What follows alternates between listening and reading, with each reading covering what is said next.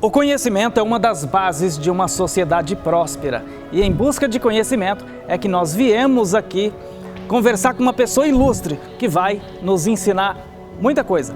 Vem comigo. Olá, Roberto, Sr. Antônio. Seja bem-vindo. Tudo bem, obrigado, né? viu? Nada, um prazer grande recebê-lo aqui, viu? Muito obrigado pelo seu tempo. Nós estamos hoje aqui em busca de conhecimento, queremos aprender contigo. Sabemos que o seu acervo de Bíblias, de livros, documentos históricos é uma riqueza infinita.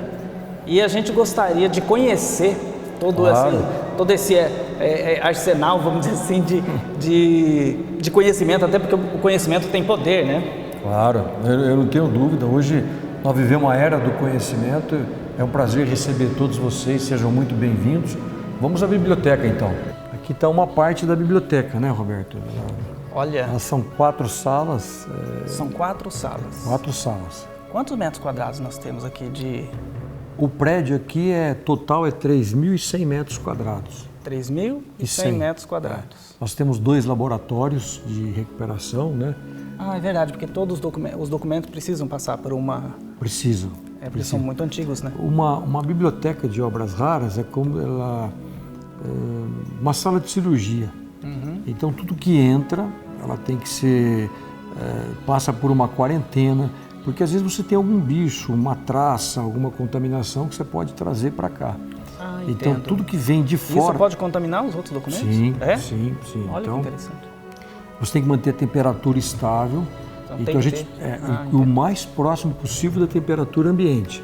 Certo. Então, por exemplo, aqui a gente não liga o ar-condicionado. Uhum. A gente liga o ar, às vezes, quando a temperatura começa a subir muito, aí ele só dá uma baixada, mas você não traz ele da temperatura ambiente para 21 graus. Não pode ter essa ruptura, não, então? Assim. Não pode. Que então, coisa linda. Quanto mais próximo do meio ambiente, é o que a gente mantém, por causa que, na realidade, não é tanto o tempo que destrói o documento, mas é a mudança brusca da temperatura. Esse é um dos fatores-chave, então, para destruir o documento. Sim. Entendo. Agora, nós estamos falando de que tipo de documento? São documentos, as Bíblias, por exemplo, que são... Sim. É composto de quê? Todo esse acervo? Ela não é uma biblioteca comum, de obras comuns. Ela é uma biblioteca de obras raras. Sim. Então, nós temos aqui só primeiras edições. Só primeiras edições. Primeiras edições, ou manuscritos, ou livros autografados, ou documentos originais. Então, por exemplo, nós não temos nenhum livro, a não ser que alguém importante tenha autografado esse ano, que é muito difícil.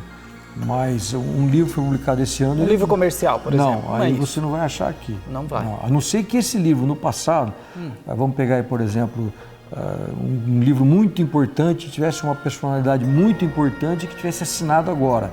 Tá. Então ele viria para cá. Mas caso contrário, ele é muito mais resguardar a memória, resguardar o passado, né? Tá. Então ela é dividida em seções de manuscritos.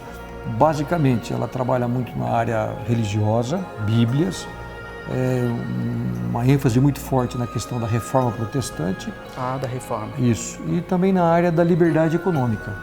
Então são duas grandes estruturas vamos dizer, de religioso e a questão da liberdade econômica. Sim, até porque grande parte, a biblioteca é muito forte na área da reforma protestante. E a reforma protestante ela tem uma ligação com a liberdade, de uma maneira geral, a liberdade de consciência, a liberdade de expressão. A reforma protestante foi isso, foi um grito de liberdade. Mas o que o senhor está dizendo é muito interessante, porque quando a gente começa a pesquisar sobre isso, a questão do grito de liberdade, eu tenho a sensação que muitas pessoas imaginam que começou, então, na verdade, na Revolução Francesa. O senhor está dizendo que é um pouco diferente? Não, totalmente. Então eu quero aprender sobre isso. O Brasil, ele... pelas suas raízes uspianas da USP, que foram os franceses, ele dá uma ênfase muito grande na Revolução Francesa, né? A liberdade, a fraternidade e a igualdade. Certo. Mas a Revolução Francesa ela já começa com uma grande contradição, porque a liberdade ela é o oposto da igualdade. Então, se eu trouxer a igualdade para dentro dessa sala, a liberdade ela vai sair pela mesma porta. Parece que não tem como conviver. É um Porque desafio, onde você impõe a igualdade pela força, entendo. você tem que tirar a Que liberdade. é o que a esquerda faz. Sim, É agora, se você promover artificialmente uma igualdade, é isso? Isso, não é exato. Porque se a gente tem a liberdade numa família, tem aquele que por opção própria, às vezes ele vai acordar mais cedo, ele vai trabalhar mais, ele vai se dedicar mais. Por ele ser livre então ele começa a criar fazer. desigualdade. Ele começa, a sua ação cria desigualdade. Porque a questão da liberdade que a esquerda usa muito, ela só quer igualdade econômica. Entendi. Entendeu? Ela quer uma igualdade de resultados. Entendo. Você tem que ser. A reforma protestante, ela defendeu a igualdade perante a lei. Entendo. Então, baseado naquele texto de Gênesis, que todos os homens foram criados iguais, independente da cor da pele, independente de gênero, todos foram criados iguais. Então, todos têm que ser tratados iguais perante a lei.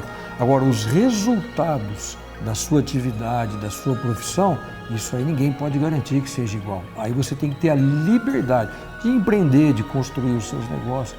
Então, é verdade, até porque a gente sabe que os países mais livres, que proporcionam maior liberdade ao empreendedor, quer queira, quer não, são mais prósperos. Sim. Né? Independente se em for tudo, você regime pega, parlamentar ou você pode presidencialista. pegar, há uma confusão muito grande, por exemplo, com os países da Escandinávia, né? Dinamarca, Noruega, Suécia.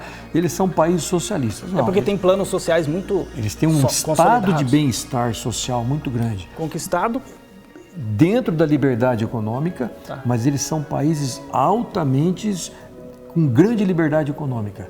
Por exemplo, todos esses países, qualquer um deles escandinavos, eles estão no mínimo entre os 20 mais livres do mundo em termos de empreendedorismo.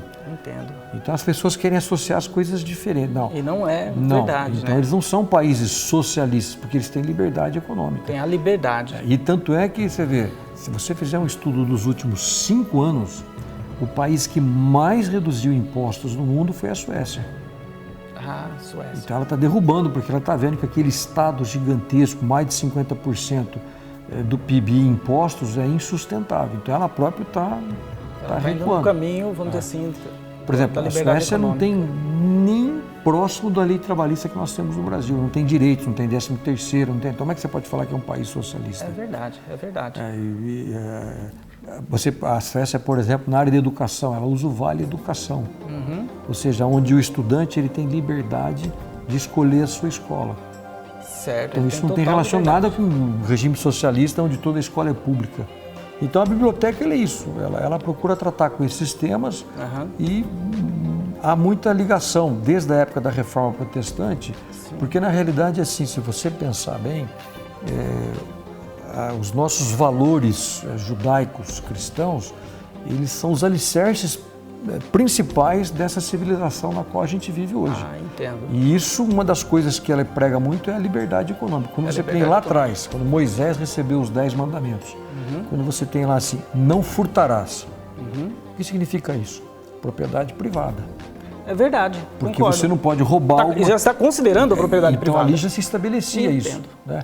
Você pega o livro, por exemplo, de Ezequiel, tem o texto de Ezequiel aí do ano 1000, se você vê, por exemplo, como eles descrevem a liberdade econômica, o mercado, a Síria, Damasco negociando com o Líbano, mandando cedros do Líbano com óleo de Damasco e toda a Babilônia, ela já mostrava essa liberdade, esse comércio, o intercâmbio econômico de uma maneira geral. Né? De uma maneira geral. Nossa, isso realmente é riquíssimo da gente poder aprender, né? Mas eu estou com uma curiosidade aqui. O senhor me falou dos documentos históricos e principalmente os originais. O que é que nós temos aqui que o senhor pode mostrar aqui para o nosso telespectador? Quais são os documentos que o senhor considera assim preciosos? São muitos. Muitas coisas interessantes. Por exemplo, vamos ocorrendo. Esse aqui é um livro, estou pegando aleatoriamente. Esse aqui, por exemplo, é um livro e ele está assinado por Martin Luther King. Puxa, um grande líder realmente. Então, é um pastor batista, né? E na realidade, o que ele é? Ele é um dos começos dos direitos civis. E um grande orador, não foi? Um grande orador. Grande orador. Nossa. O discurso dele ficou para a história. Aquele discurso, eu tenho um sonho, que ficou para a história, né? Isso aqui é outro presidente, por exemplo. Nós temos, por exemplo, documentos de 27 presidentes norte-americanos. Esse daqui, por exemplo, é um documento assinado pelo Abraham Lincoln. Olha que coisa. Tá vendo? Que ele fazendo um comentário, eu pus num quadro que ele foi para uma exposição, a gente coloca aqui, mas essa é a assinatura de Abraham Lincoln. Então você vê ele fazendo... Tem todo esse cuidado, né? Ele fazendo comentários a respeito da guerra, né? Porque foi uma coisa realmente muito dolorida. Esse aqui, por exemplo, é Francisco Pizarro, o descobridor do... Aqui das Américas Espanhola? Da América Espanhola. O que você tem aqui? Aqui, vamos só ver esse aqui, por exemplo, talvez seja mais interessante. Isso aqui, por exemplo, é uma carta de Winston Churchill. Esse aí então, um grande líder, né? Isso aqui, por exemplo, tem 34 cartas de Churchill. Isso aqui é uma delas. Uma delas. Agora, o que é interessante? Por isso que foi ele que escreveu isso? Essa aqui é a assinatura dele. Que coisa. O que é interessante, se você ver aqui, ele coloca God guard you. Deus te guarde. Deus te guarde. Deus te proteja. Então, e essa aqui, por exemplo, foi escrita em 1914. Isso, 2/10 de 14. Eu tenho tanto... Aqui, essa carta ela é rara porque é ele servindo como soldado na Primeira Guerra Mundial. Já na primeira, porque na segunda ele foi também depois decisivo. Ele foi o grande líder. Mas ele segunda. lutou a Primeira Guerra Mundial. Então você tem aqui isso aqui, por exemplo, é Florence Nightingale, uma pessoa extremamente importante, uma enfermeira, que na realidade ela era uma missionária e criadora de quem? Da Cruz Vermelha. Então ela essa fundou aqui a Cruz Vermelha. Essa é uma grande... Ela trabalhou depois na Florence Nightingale. Ela trabalhou na Guerra da Coreia. Então aqui você tem tá vendo? E aqui tem uma cartinha, tá vendo? Dela, dentro do envelope tem uma cartinha dela. Dentro do envelopinho dela que ela acabou... essa parte de saúde, de assistência a feridos, essas coisas todas. A nível mundial, né? A nível mundial. Isso aqui são manuscritos. Muita coisa, né? Não. Isso aqui, por exemplo, é uma coisa interessante. Esse aqui é o primeiro presidente dos Estados Unidos, George Washington. George Washington foi o primeiro presidente dos Estados Unidos. E esse aqui é um livro de sermões. E é um livro que pertenceu a ele. Então esse livro pertenceu a George Washington. Aqui está a assinatura dele, ó. Olha aqui. E ele tem as anotações dele e tal. Então você pega um presidente americano e veja a importância que eles davam na parte religiosa, né? Religiosa, né? Esse aqui, por exemplo, é uma coisa importante, ó. Às vezes tamanho só não é documento. Claro. Isso aqui... O que nós temos aqui? Aqui é porque que dia que é hoje? Hoje nós estamos no dia 19 de maio. 19 de maio de 2018. Por quê? Sim. Porque é o nascimento de Cristo. Esse documentozinho aqui é onde a gente começou a usar o calendário gregoriano. A partir daqui? A partir desse livrinho. Porque até então a gente usava o calendário juliano, que vinha do Império Romano. Aí eles mudaram. Então foi esse livrinho com essa publicação. Esse livro, essa matéria-prima aqui, não é uma cópia, isso aqui, não. Porque hoje, quando você for fazer um cheque, você coloca lá tanto, de tanto, de tanto. Eu nasci no dia 25 de tal, não sei. Baseado o quê? Baseado em tantos mil anos do nascimento de Cristo. Então foi baseado... Primeiro documento relativo, então... Que montou esse calendário. Porque a gente imagina assim, Cristo dividiu o tempo, né? Antes de Cristo, depois de Cristo. Mas é lógico que teve um momento que se criou um documento. Sim, mas esse documento que criou, que a gente chama de... Eu estou vendo que a matéria-prima dele é uma matéria-prima diferente, é papel mesmo? Ele é papel. Por quê? Eles imaginavam alguma coisa, mas o calendário ficou errado. Aí um monge chamado Dionísio o Pequeno, aí ele fez uma correção, porque a Páscoa, ela estava sendo empurrada para frente. Aí então eles corrigiram com o calendário, montaram... Não era um calendário lunar, aí ficou um calendário solar, aí se criou o calendário gregoriano. Então esse documentozinho aqui hoje... É de um valor inestimável. Isso é de um valor inestimável. Isso aqui é porque você assina... Isso aqui é um documento fundamental, por exemplo, a primeira edição de Santo Agostinho, a Cidade de Deus. É uma das primeiras descrições dos pais da igreja em relação ao governo civil. Justamente porque Santo Agostinho, se não me engano, me corrija se eu estiver errado, Santo Agostinho, além de ser cristão, também é considerado entre os filósofos. Sim, claro. Também um Agostinho filósofo. de Hipona, como ele chama? E ele era do norte da África, né? Sim, do norte da África. E ele de Hipona, ele começava a fazer muitas elucubrações políticas, muito interessante, né? E depois você, por exemplo, uma das coisas que a gente não sabe muito é a questão da Escola de Salamanca, na Espanha, que foram os primeiros liberais em economia. Os primeiros liberais, então, foram na Espanha. Quando a gente fala da escola austríaca, escola de Chicago, isso que a gente... é coisa mais recente. Não, mas os primeiros, por exemplo, eles fizeram um debate muito grande, o que é um preço justo? né? E aí todo mundo, o preço justo. Aí eles falam, preço justo, basicamente é o seguinte, só Deus sabe. Porque eu posso ter um preço justo para mim, você pode ter um preço justo para você. E aí que entra a intervenção do Estado, fala, não, eu vou determinar vai ser esse. É isso. Por quê? Baseado em quê? Então essa foi uma grande discussão que eles fizeram por volta do ano 1000. E aí começou então o pensamento liberal. Assim, aí começou essa questão. De Salamanca. Mas a gente encontra outros tipos de informação, que que seria... vamos dizer assim, lá com Burke, Edmund Burke e tudo mais. Aí vem depois. Mas também, isso vem depois. Isso vem depois. Então eles beberam de outra fonte. Sim. Então não era primordial. E antes de Burke, por exemplo, esses documentos aqui é uma parte relacionada mais à parte econômica da Reforma Protestante. Tá? Então isso aqui são as primeiras institutas de Calvino. Né? E o que é uma coisa interessante? Que é um princípio que a gente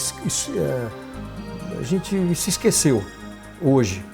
O que o pessoal fala muito? A solução é a descentralização administrativa. Né? Dá poder para os municípios, para os estados. Porque é aquela história, o cidadão ele vive no município. O município está mais próximo. Mas tem uma coisa errada nisso tudo. Se você tem um governo grande, como a gente tem, você tem uma Petrobras, você tem uma... Isso aqui eu só queria te mostrar, o pessoal sempre acha interessante. Isso é uma Bíblia daquela época, que ela é feita em velino.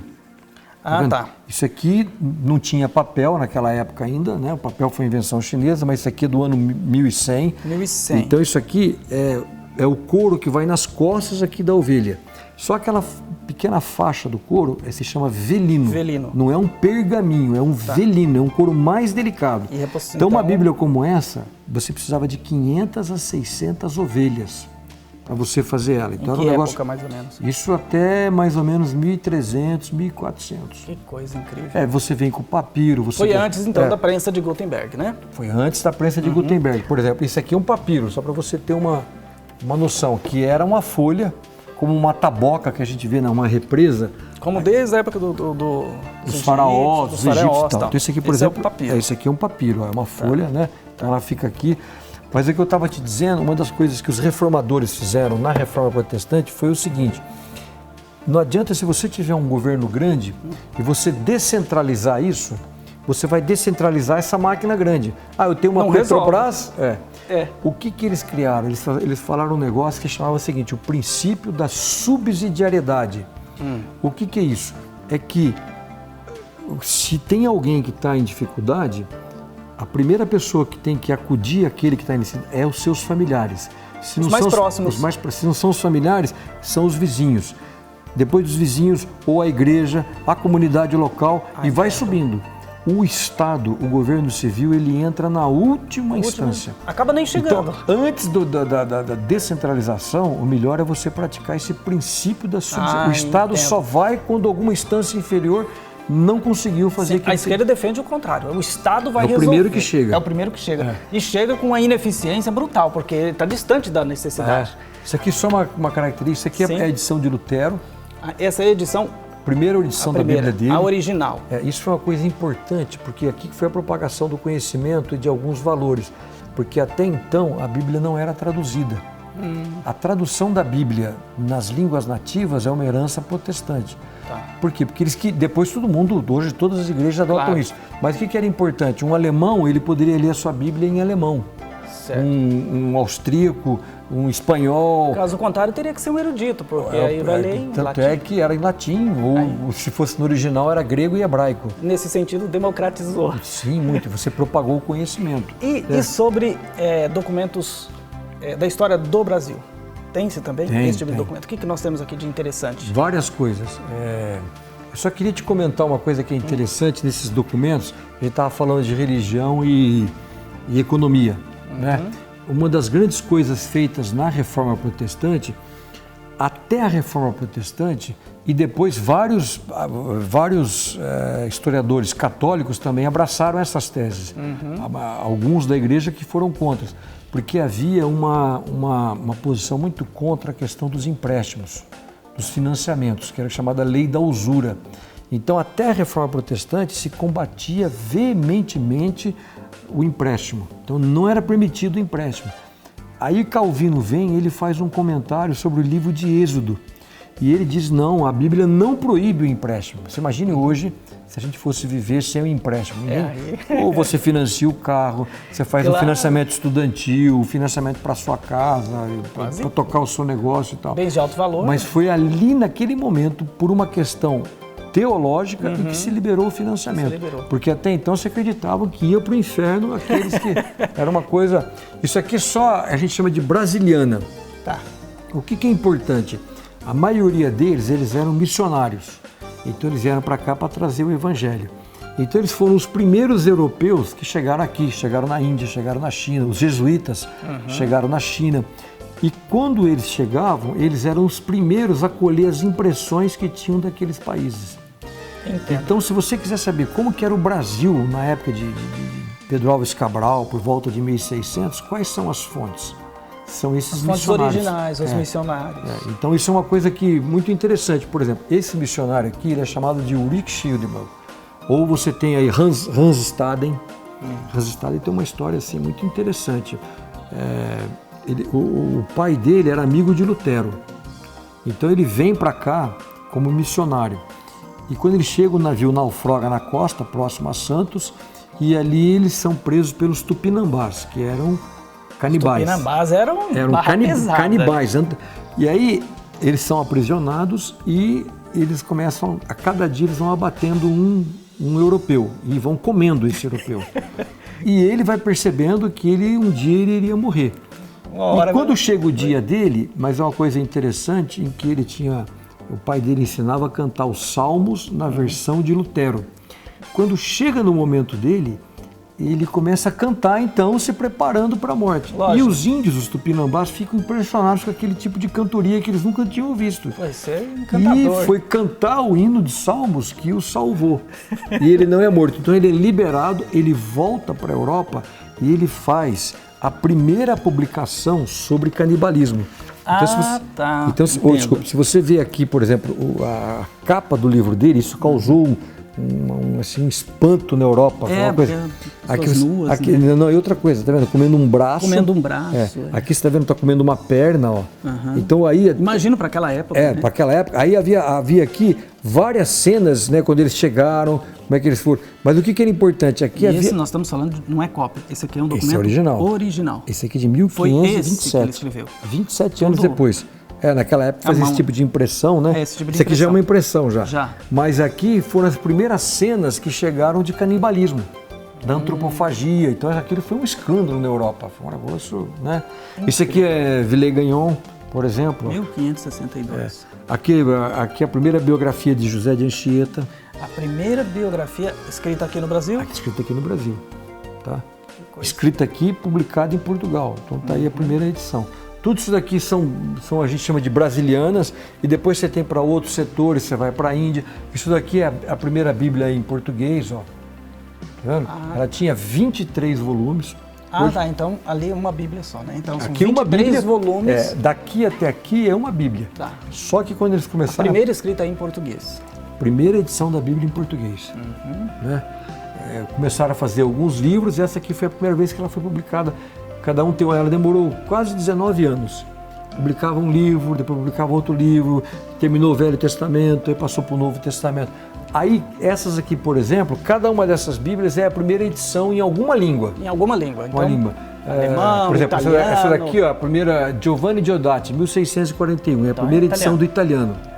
Tá vendo? Riquíssimo. Então, isso aí foi importante por quê? Porque as pessoas começam a ter acesso. E quem influenciou muito isso foi esse sujeito aqui chamado Erasmo de Roterdã, que não foi um protestante, mas ele tinha uma coisa interessante. É aquilo que a gente chama de textos receptos. O que é isso?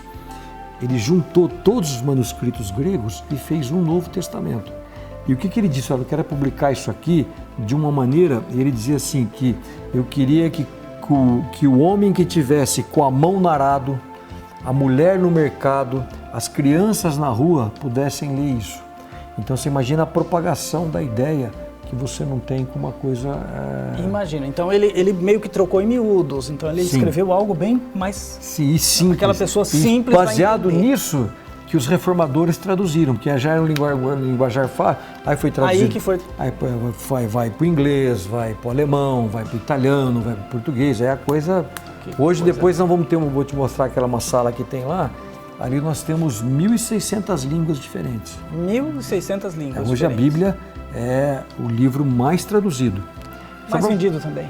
Só para você ter uma noção, o ano passado foram vendidos 355 milhões em 2017 de Bíblias e par.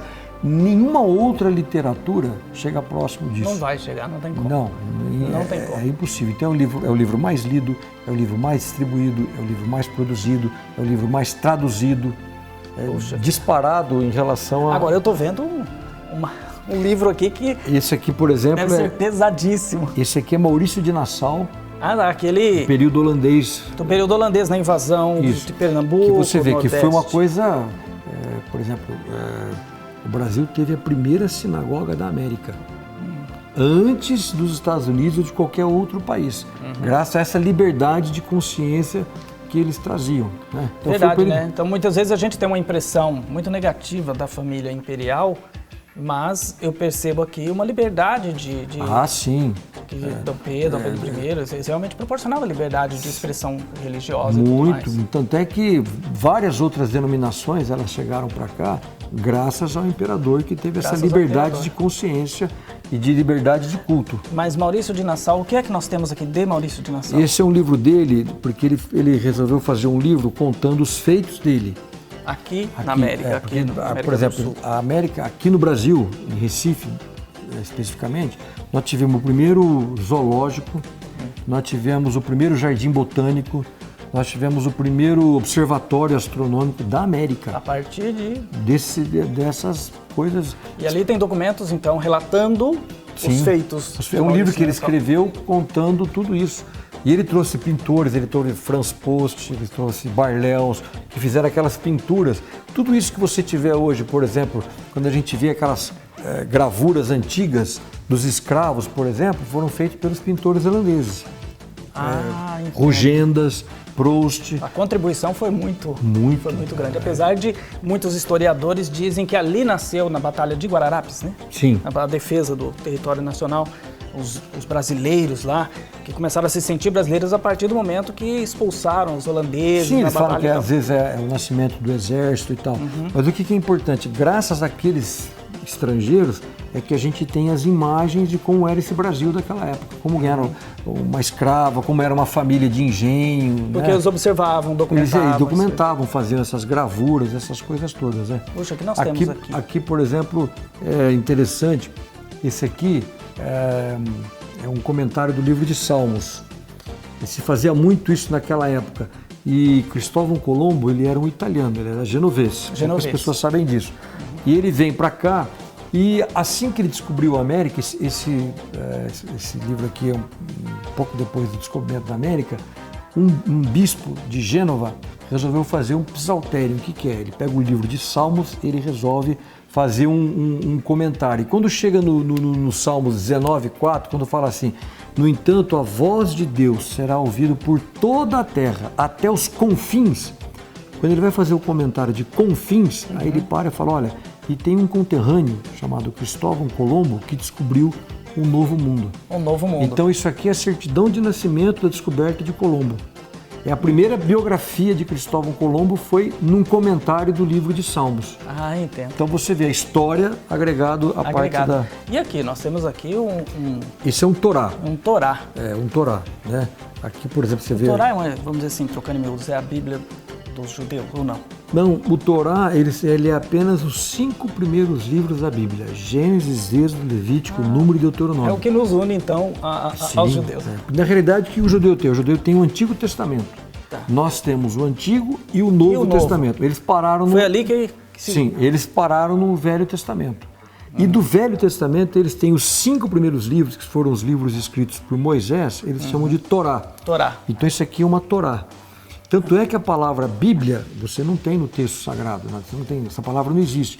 É porque isso aqui, do grego, chamava Biblion.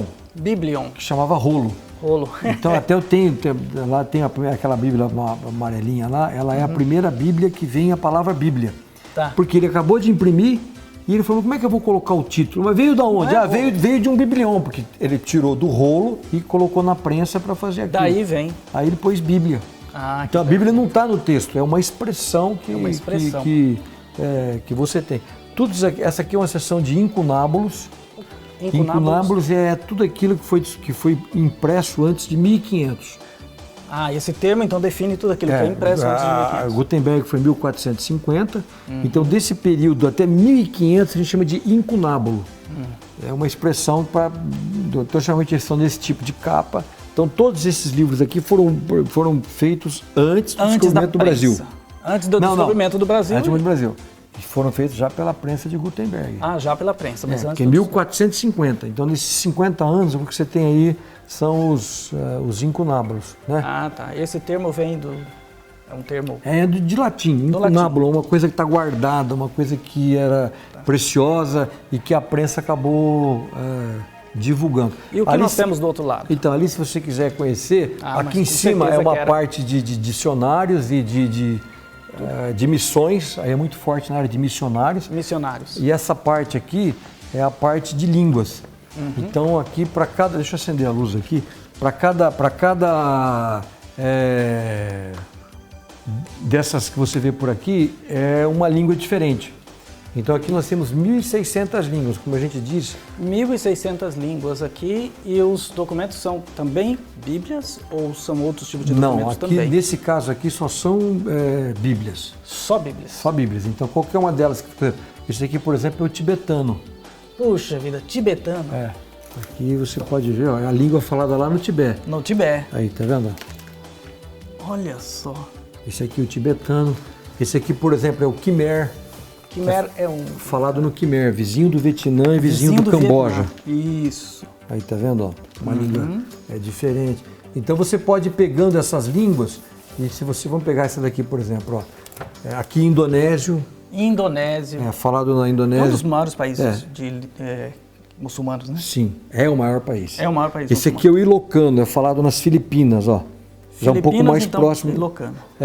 Mais próximo já da gente. Yoruba falada... Yorubá? Yorubá. Yoruba. É Yoruba ou Yorubá?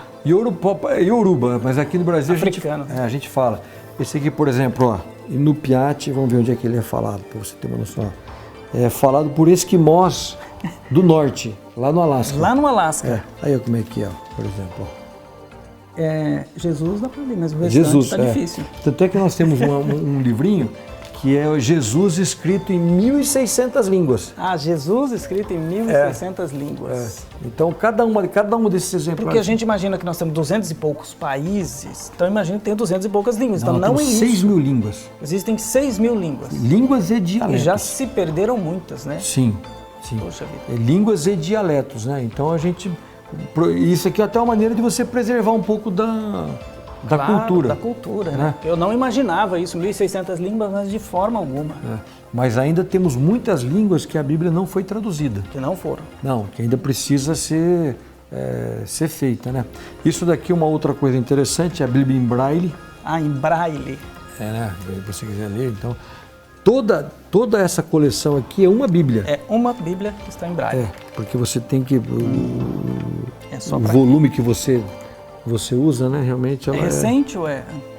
Essa é recente. Não, recente assim, deve ter uns 30 anos. 30 anos. Essa foi a primeira edição que saiu em Braille. Que coisa linda. Para fazer essa realmente impressão. São documentos... Enfim, a gente tem tanta história, né? Muita história, daria para a gente falar muito, né? Mas a ideia é isso, é procurar preservar e mostrar. E a gente tem material que às vezes sai para fora. Para as exposições, Vai. Hoje eu tenho um material que está em Brasília, eu tenho um material que está na Rússia, eu tenho muito material de grego cóptico, eu tenho material que está na Alemanha. Né? Uma curiosidade, como começou essa, eu não vou dizer paixão, é lógico que existe paixão, não tem como não ter, mas nasceu quando e como? Começou com meu avô. Seu avô, então está na terceira geração. Estou na terceira geração. E hoje, graças a Deus, eu tenho uma filha, a mais nova, apaixonada, a Giovana, que é apaixonada por livros. Seu avô já estava no Brasil ou isso foi aqui? Antes do Começou aqui. Tá. E hoje a gente acaba assim, a gente tem relacionamento com outras bibliotecas, com outros colecionadores. Então você participa de leilão, tenta comprar, às vezes falece alguém, a família não quer continuar aquela coleção, e aí isso vai para o mercado, né? Eu, por exemplo, uma busca constante. O ano passado tentei até o último momento comprar a Bíblia do Elvis Presley. Mas não deu. Não deu. Nossa, o meu concorrente foi o Museu da Bíblia de Washington, que abriu recente. Aí foi um número astronômico o valor. Aí, desisto. Não, falou. E hoje ela está exposta. Se você for lá em Washington, dá para ver. É um dos principais objetos do Museu da Bíblia lá de Washington. É um negócio fantástico, inclusive, né? Ao chegar aqui, eu vi um equipamento aqui na sua recepção. Está num lugar até especial. Com certeza é algo que tem alto valor. Sim. O que é aquilo? Eu imaginei que fosse, pelo que eu vi, uma prensa. É uma prensa. Se você quiser, a gente pode até lá ver. Vamos lá ver? Vamos lá ver. Ali é a prensa de Gutenberg. Na realidade, é uma prensa idêntica. Ela veio da Alemanha. Ela é uma cópia assim, idêntica, é uma réplica. Não tem nenhuma diferença. Nenhuma diferença. E a mesma madeira. A mesma madeira. Lá de Mainz, né? Ele era de Mainz quando ele fez isso. É a mesma madeira, exatamente igual. Então isso aqui é uma prensa, de vez em quando a gente usa ela e imprime. Isso aqui então o senhor também imprime com ela? Imprimo. Isso aqui é um texto que a gente imprimiu já há algum tempo, né? Eu pus o Salmo 23. Salmo 23 aqui. Em português, né? Mas era isso daqui. Isso aqui foi, se você pegar dentre todas as grandes invenções, talvez a principal invenção não foi o fogo, não foi a roda, não, foi a imprensa, porque a transmissão do conhecimento.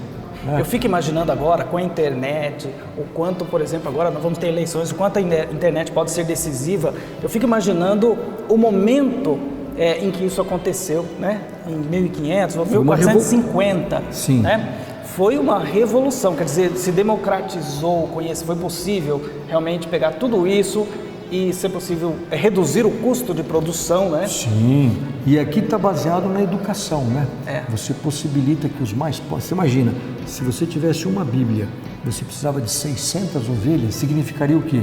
Que só os riquíssimos, só os nobres conseguiriam ter acesso ao conhecimento. Verdade. Com isso, você democratizou o conhecimento. Então, o mais pobre, o que tem menos recursos, ele consegue ter acesso ao conhecimento, que é o que vai ser a mola propulsora para ele subir na vida, melhorar a qualidade da sua vida. Né? Então, a imprensa de Gutenberg é algo... de 1450, a produção dela foi em 2003. Aqui, quando veio para cá em 2003, teve uma grande cerimônia lá na Alemanha, aí a gente aproveitou e... Aliás, uma coisa curiosa, eu sempre gosto de comentar, isso aqui não é o símbolo de Gutenberg. Esse aqui não é o símbolo de Gutenberg.